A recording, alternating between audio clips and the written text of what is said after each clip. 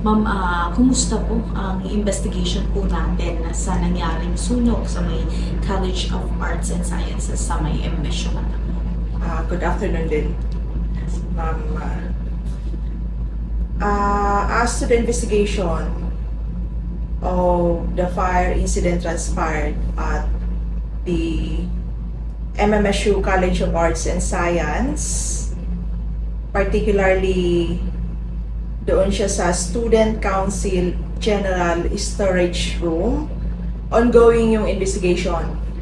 At this moment, nakabalik na yung ating investigation team para nga makakuha pa ng mas more evidences to identify the cause of the fire.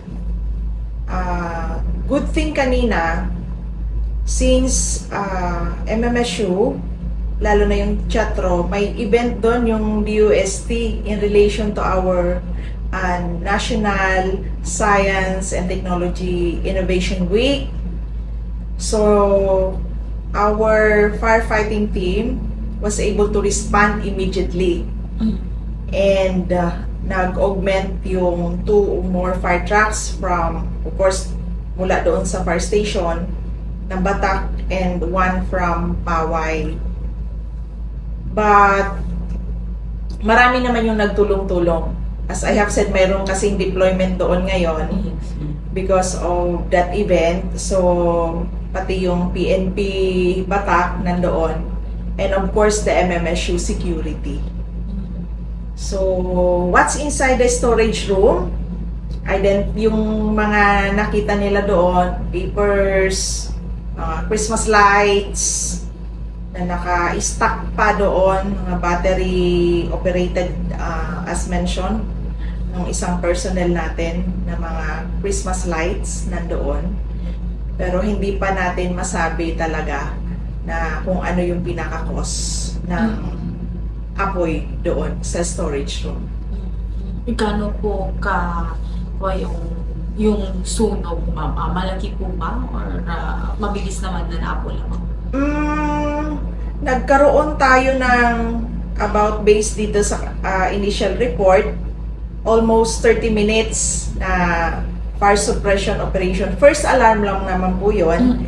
And yung pinaka-initial na sabi na damage ay nasa 5,000. But that's subject for change pa in case na kung ano pa yung mga nandoon na mga importante pala sa subject to the inventory pa nila. So possible na madagdagan pa to.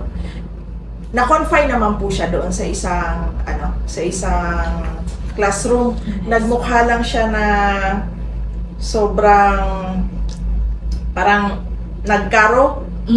Gaputa, talagang saludo rin ako sa mga MMSU security na ginawa rin nila yung sa abot na makakaya nila para mapatay yung apoy doon sa storage room gamit yung kanilang mga fire extinguishers.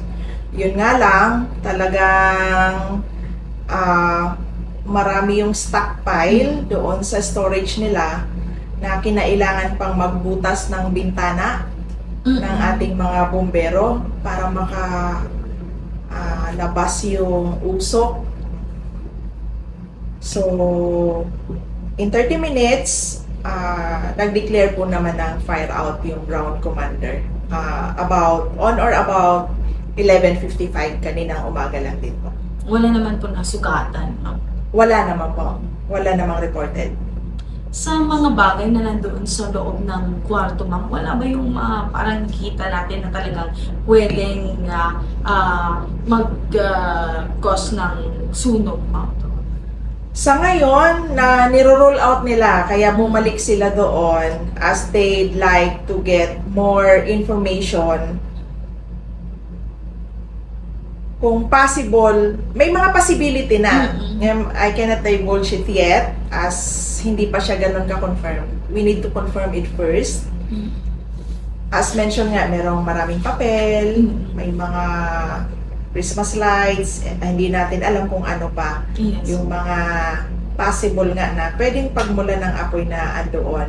Merong na-mention kanina na possibility, pero as I mentioned, hindi ko pangunahan yung Yes. investigador natin.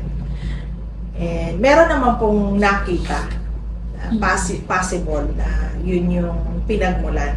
Mm. Yun nga lang po, as I have said, subject for evaluation and confirmation. Like possible accident or sinadya, ma'am? Hindi naman. As to sa sinadya, wala pang nabanggit na ganun po.